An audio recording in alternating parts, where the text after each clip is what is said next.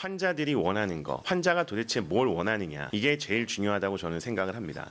환자들이 원하는 게 변하는 가장 큰 요인 중에 하나는 점점 물리적 공간에 대한 제한을 파괴시키기를 원하고 있습니다. 병실이 사라진다라는 개념이 있는데요. 병실이 사라진다라는 게 무슨 내용이냐면 OECD 국가들의 2002년부터 2014년까지 병상수를 조사를 합니다. 우리나라를 제외하고 전 세계에 있는 모든 OECD 국가들은 전부 병상수가 줄어듭니다. 우리나라만 늘어났습니다. 이렇게 늘어난 데에는 두 가지 큰 원인이 있는데, 첫 번째는 이 시기에 요양병원들이 급증을 했고, 두 번째는 이 시기에 대학병원들이 분원들을 많이 냈습니다. 즉 병상수가 증가한 우리나라를 제외하고 전 세계에 있는 대부분의 국가들이 병상수가 줄어드는데, 그럼 이 환자들은 도대체 어디로 가느냐? 앞에서 말씀드렸던 것처럼 병원에서 가정으로 가고 있습니다. 전 세계적으로 모든 국가들이 병원에서 케어해야 되는 시점에서는 병원에서 관리를 받지만, 그 이후에는 트랜스포메이션을 통해서 커뮤니티 케어를 해준다든지 아니면 집에서의 관리를 한다든지 하는 식으로 환자분들의 병상수가 줄어들고 있습니다. 또 다른 방향이 하나가 있는데요. 물리적으로 공간이라고 하는 게 병원이 아닌 집으로 바뀌는 것도 있지만, 또 하나는 시간적인 부분이 있습니다. 환자가 원하는데 현재 의료 시스템이 주지 못하는 게 있습니다. 그게 뭐냐? 결국 의료를 받기 위한 대기 시간입니다. 미국에서 가정의학과 의사에게 진료를 받기 위해서 대기해야 되는 시간이 보스턴 같은 경우에는 3개월, LA 같은 경우에는 한 달 정도가 소요됩니다. 근데 환자는 기다리기 싫습니다. 환자는 언제든 어디서든 내가 마음대로 진료를 받기를 원합니다. 그래서 나오는 게 언택트입니다. 코로나 이후에 갑작스럽게 진행됐었던 이 언택트의 변화가 의료진과 환자 모두에게 내가 원하는 시점에 언제나 스마트폰 등을 통해서 의료진과 접촉하고 싶다라는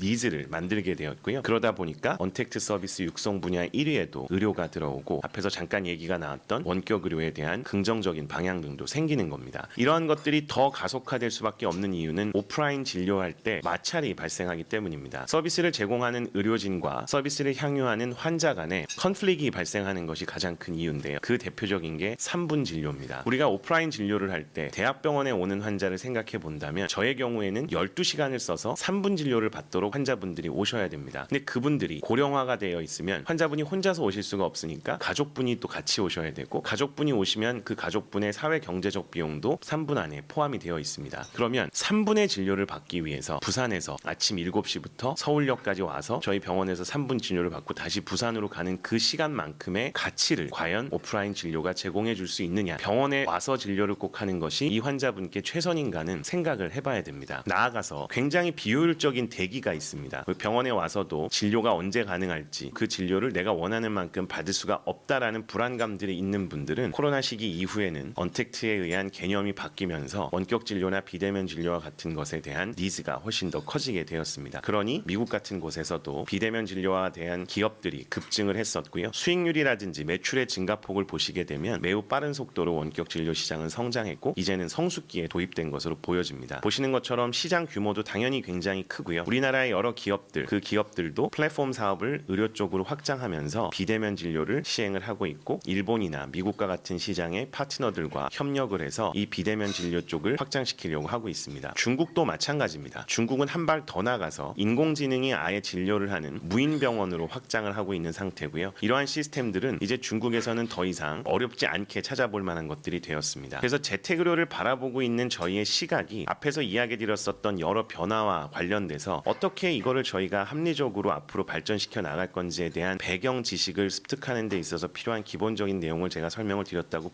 말씀을 드리고요. 이제 정리를 좀 해보겠습니다. 왜 재택의료를 해야 되는가? 홈케어에 대한 거를 생각해보면 결국 고령화를 빼놓고 이야기할 수는 없습니다. 앞에서 일본이 2025년에 70세 단카이 세대가 베이비 부머들이 고령화가 되는 시기라고 이야기를 하셨는데, 사실 한국이 더 빠르게 진행을 하고 있습니다. 그럼 이 고령화를 어떻게 대체할 건지도 저희가 고민을 해봐야 되는데, 이유가 있습니다. 제가 보는 환자분들의 대부분은 병원이나 요양시설에 계시고요. 그 병원이나 요양시설에서도 베드리든으로 누워만 계시거나 수액 치료를 통해서 영양 공급을 받아야 되는 분들이 많습니다. 그러면 병원을 오지 못합니다. 이렇게 병원을 오지 못하는 환자분들을 어떻게 케어할 거냐? 그럼 가야 됩니다. 가야 되기 때문에 홈케어 서비스들이 필요해지게 됩니다. 홈케어 서비스를 제공하는 것이 여러 가지 종류가 있겠지만, 병원에서 제공하는 의료 서비스 이외에 재택의료에는 간병이나 간호에 대한 개념들도 매우 중요한 부분을 차지하게 됩니다. 일본같이 어느 정도 시스템이 갖춰진 곳에서는 푼 노인들이 집으로 가기 시작을 하고, 우리나라는 아직도 요양원으로 가고 있습니다. 요양원으로 갔을 때의 결과가 어떻다라고 하는 것은 이미 많은 환자분들과 보호자분들이 안 좋은 인상을 갖고 있기 때문에 되도록이면 큰 병원에서 끝까지 치료를 받고 가려고 합니다. 제가 진료하고 있는 세브란스 병원 노년 비전내과에서 환자분들이 오지 못하는 분들이 30%가 넘습니다. 비대면 진료를 해야 되는 분들, 즉 전화로 통화를 해야 되는 분들도 20% 정도가 되고요. 이건 결국 제가 진료 보고 있는 재진 환자의 반수를 넘어갑니다. 중요한 것은 저희가 가정간호 서비스라는 거를 계속 환자분들한테 얘기를 하는데 가정간호 서비스 이용률은 50%가 넘습니다. 이 50% 이외의 환자분들은 저희가 서비스를 제공하고 싶어도 서비스를 제공할 수가 없습니다. 니즈가 명확하게 있음에도 불구하고 저희가 제공할 수 있는 서비스의 한계 때문에, 즉 지역적으로 너무 먼 곳에서 오면 가정간호 서비스를 저희가 제공해 드릴 수가 없습니다. 그렇게 되면 이분들은 이 가정간호 서비스를 제공받는 분들에 비해서 재입원율도 높고 환자분들이 다시 상태가 나빠질 확률도 더 높다라는 것이 제 판단입니다. 이 홈케어를 왜 디지털화 시켜야 되느냐? 홈케어는 그냥 형태로는 절대 발전할 수가 없습니다. 스케일업이 불가능한, 사람이 반드시 케어를 해야 되는 상황이기 때문에 홈케어의 효율을 높이고 굉장히 많은 환자분들에게 좋은 양질의 서비스를 제공하려면 결국 앞에서 이야기 드린 것처럼 디지털 트랜스포메이션이 일어나지 않을 수가 없습니다. 많은 기업들은 그렇기 때문에 홈케어를 제공하는 간호사나 관리자에게 애플리케이션의 유용성을 높임으로써 환자들을 관리하는 데 들어가는 시간을 줄여주고 한 명의 인력이 케어할 수 있는 환자 숫자를 늘릴 수 있도록 디지털 기술들을 쓰게 되는 겁니다. 디지털 헬스케어라고 하는 개념이 굉장히 넓어서 전체 헬스케어 중에 디지털 기술이 이용되는 건강관리면 전부 다 디지털 헬스케어라고 하지만 결국에 이 디지털 기술을 재택의료 쪽에 어떻게 도입할 거고 왜 도입이 돼야 되는지를 생각해 본다 그러면 굉장히 중요한 의료 서비스 중에 하나인 재택의료가 지금 현재 상황에서는 많은 분들에게 제공되기 어려운 이유 중에 하나가 말씀드린 보건의료의 철의 삼각이라고 하는 고비용 저효율 구조이기 때문에 이걸 극복하기 위해서는 디지털 기술에 대한 활용이 필수적이다라고 이야기를 할 수 있을 거고요. 거기에 들어가는 기술들이 무선, 모바일, 원격 의료, EMR 같은 것들이 모두 다 들어갈 수 있습니다. 그리고 저희가 이미 사용하고 있는 수없이 많은 디지털 헬스케어 기술들, 웨어러블 디바이스부터 시작해서 스마트폰, 디지털 트리트먼트, 텔레메디슨, 케어팀의 연결, 그리고 저희가 자주 사용하는 애플리케이션 같은 것들이 모두 다 활용이 될 수 있는 게 재택의료에서의 디지털 포메이션입니다. 이걸 통해서 지금 현재 약간의 맞춤 의료의 개념으로 스마트 의료기기들이 사용이 된다 그러면 결국에는 앞으로 점점점 많아지는 환자들의 데이터를 분석하고 그분들의 데이터에 맞춤형으로 퍼스널라이즈드, 인디비주얼라이즈드 메디슨이 구현이 되면 이게 결국엔 예방, 프레딕티브 혹은 프리벤티브 메디슨으로 발전해 나갈 것으로 생각이 됩니다. 제가 계속 이야기 드리지만 현재 재택의료 시스템으로는 활성화가 매우 어렵습니다. 그 이유는 결국엔 비용 구조와 이걸 하는 사람들이 너무 힘들 수밖에 없는 저효율 구조이기 때문에 그렇습니다. 그러다 보니 재택의료 시범 사업이 자꾸 시범에 그치지 않을까라는 우려도 하는 거고요. 거기에 많은 부분들은 결국 비용과 연관이 되어 있습니다. 의사, 제도, 비용, 앞으로 넘어야 될 것들이 굉장히 많은 거고요. 또 그러다 보니까 제공되는 서비스의 질적인 부분에도 한계가 존재하고 서비스에 있어서 우리가 원하는 서비스들을 다 제공하지 못하다 보면 재택의료 서비스를 이용해 본 사람들을 분석을 해보니까 67% 정도가 병원에 재입원을 하더라. 그럼 이게 왜 이런 문제가 생기는가? 결국에 재택의료 서비스를 제공받는 사람들 중에서 암 환자의 85%가 병원을 한 번 정도는 찾게 되고 77% 정도가 응급의학과를 찾았다고 하는데 이 응급의학과를 찾게 되는 응급 상황이라는 거를 우리가 막을 수 있으면 결국에 재택의료의 완성도가 더 높아질 텐데 그러한 것들이 불가능한 이유는 재택의료 인프라가 중증 환자를 케어하는 데는 아직까지 불충분하기 때문이다라는 게 결론입니다. 연구 결과를 통해서 봤을 때 재택의료를 이용하는 사람들의 70% 정도가 중증 환자라면 이러한 중증 환자를 케어할 수 있는 시스템이 나와야 될 거고요. 중증 환자를 케어하는데 집에서 케어가 가능할 거냐? 저희가 입원 환자에서 흔히 얘기하는 중환자 케어를 한다면 모니터링 시스템이 있어야 되고 혈압, 맥박, 산소포화도 여러 검사 결과들을 저희가 중간중간 보면서 환자분들의 상태를 케어해 드려야 되는데 이게 집에서 가능한 형태가 되도록 시스템이 업그레이드가 돼야 되고 그러한 시스템이 업그레이드 될 때 의료진과 제도적으로 그 시스템을 유지할 수 있도록 지속 가능한 형태가 되도록 방법을 찾아야 됩니다. 실제로 이 서울대 병원에서 조사했었던 걸 보면 롱텀 케어, 즉 3개월 이상의 장기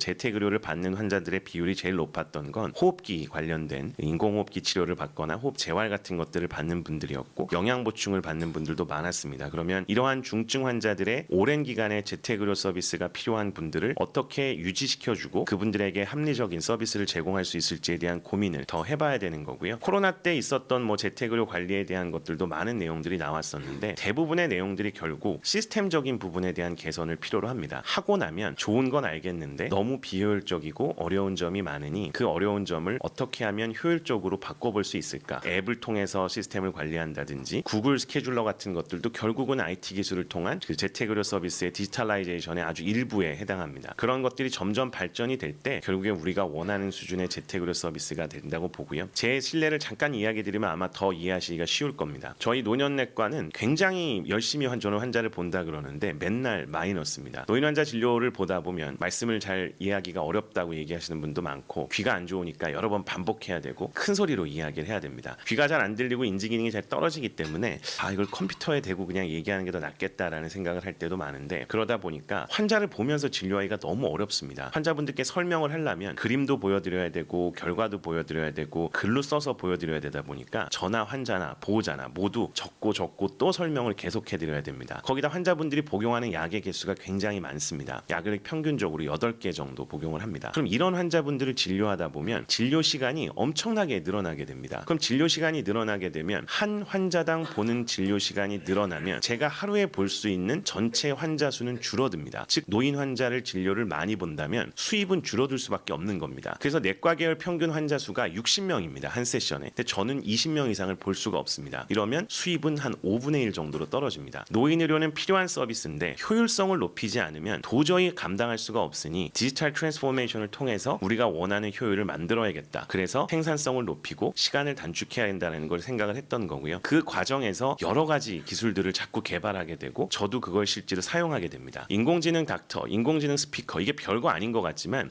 저같이 절박한 의료진에게는 매우 중요한 기술입니다. 환자분들께 AI 스피커를 드리고 제 얘기가 궁금하면 제가 얘기했었던 내용들을 유튜브를 통해서 찾아보시거나 혹은 스피커를 통해서 제가 얘기했던 것들을 들으실 수 있도록 하고, 심지어는 메타버스상의 공간 하나를 만들어서 저를 버추얼로 만들 수 있는 것들도 만듭니다. 저에게 진료를 받는 분들이 저를 만나서 직접 이야기를 듣고 싶어하는 분들도 많겠지만, 그분들이 집에 계실 때 궁금했던 내용들을 컨텐츠로 만들어서 그 내용들을 언제든지 접근 가능한 인터넷 공간에서 보실 수 있도록 도와드립니다. 이걸 위해서 버추얼 클리닉이라는 걸 만들고, 이미 차병원 같은 곳에서도 네이버에서 운영하는 제페토라고 하는 메타버스 공간에 버추얼 클리닉을 만들어서 병원에 오기가 힘든 환자분들에게 가상 진료 서비스 등을 제공을 하고 있고요. 저희도 이러한 시스템들을 시범적으로 연구 목적으로 사용을 하고 있습니다. 의료 패러다임의 변화를 보여주는 굉장히 전형적인 사례가 저는 비대면 진료와 홈케어라고 생각을 하고요. 이게 결국에 시작됐던 개념은 의료 시스템이 병원 중심, 의사 중심에서 환자 중심으로 바뀌고 있기 때문인 걸로 보여집니다. 하지만 안타깝게도 아직 의료 쪽의 디지털화는 매우 초기 단계입니다. 다른 어떠한 산업들과 비교해 봤을 때도 굉장히 초기 단계에 머무르고 있어서 성숙도가 앞으로 더 올라가야 될 걸로 보여지고요. 이러한 의료의 어떤 보수적인 성향이라든지 다수의 이해관계자가 있고 정치라든지 정책적인 부분과 연관이 된 것들을 고려한다 그러면 발전 가능성이 오히려 더 높다고도 볼 수 있겠습니다. 다행스러운 것은 이러한 미래 흐름에 대해서 국내에 있는 기업들도 여러 기업들이 관심을 가지고 디지털 헬스케어에 들어오고 있는데, 여러 제약회사들이 들어오고 있습니다. 제약회사들의 관심사가 전부 디지털 헬스케어와 관련된 것 중에 보시는 것처럼 그 디지털 치료제라든지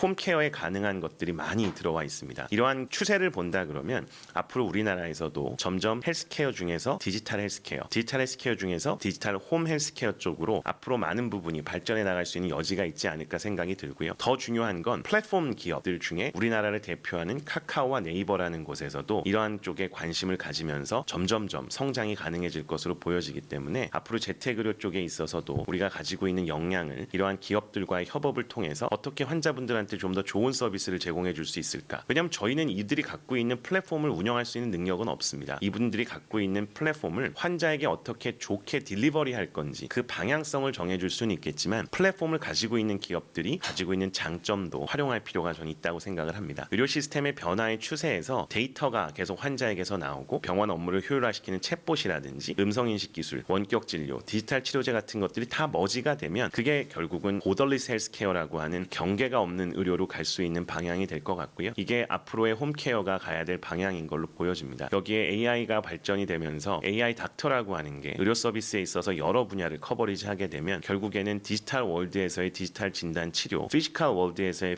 프리시전 메디슨이 머지가 되면서 보더리스 헬스케어가 구현될 수 있지 않을까 생각을 합니다. 제가 말씀드릴 내용을 정리를 하면, 이제 의료 시스템은 병원 중심에서 환자 중심으로 이동을 합니다. 그러면서 병원의 개념, 병원 자체의 개념이 바뀌기 시작을 하고요. 그 과정 중에 보건의료의 철의 삼각이라고 하는 고비용 구조를 어떻게 깰 수 있을 거냐, 저희가 생각했을 때는 디지털 트랜스포메이션만이 답이라고 생각을 합니다. 그리고 노인을 비롯해서 파킨슨, 치매, 뇌졸중과 같은 질환을 앓고 있는 재택의료가 필요한 환자는 계속 늘어날 수밖에 없기 때문에 현재의 재택의료 시스템의 한계를 극복할 수 있는 방법으로 디지털라이제이션을 저희가 고민을 해봐야 될 거고요. 그걸 통해서 비대면 진료뿐만 아니라 재택의료를 융합시키는 게 결국 경계가 없는 환자 환자분들이 언제나 원할 때 그 수준에 국한하는 그 경계가 없는 의료를 구현하게 될 수 있는 방법이 될 걸로 생각이 됩니다. 환자를 위한 서비스를 만들어야 되기 때문에 이 환자를 위한 서비스라는 게 누구 한 명의 의견만 갖고 되는 것은 아닙니다. 그렇기 때문에 저희 학회처럼 다양한 시각을 갖고 계시는 여러 관계자분들이 이런 논의들을 계속적으로 하고 세미나라든지 심포지움을 통해서 그 간격의 차이, 시각의 차이를 좁혀갈 수 있는 것이 굉장히 중요하고 소중한 시간이라고 생각을 하고 제 강의를 마치도록 하겠습니다. 감사합니다. 예, 감사합니다.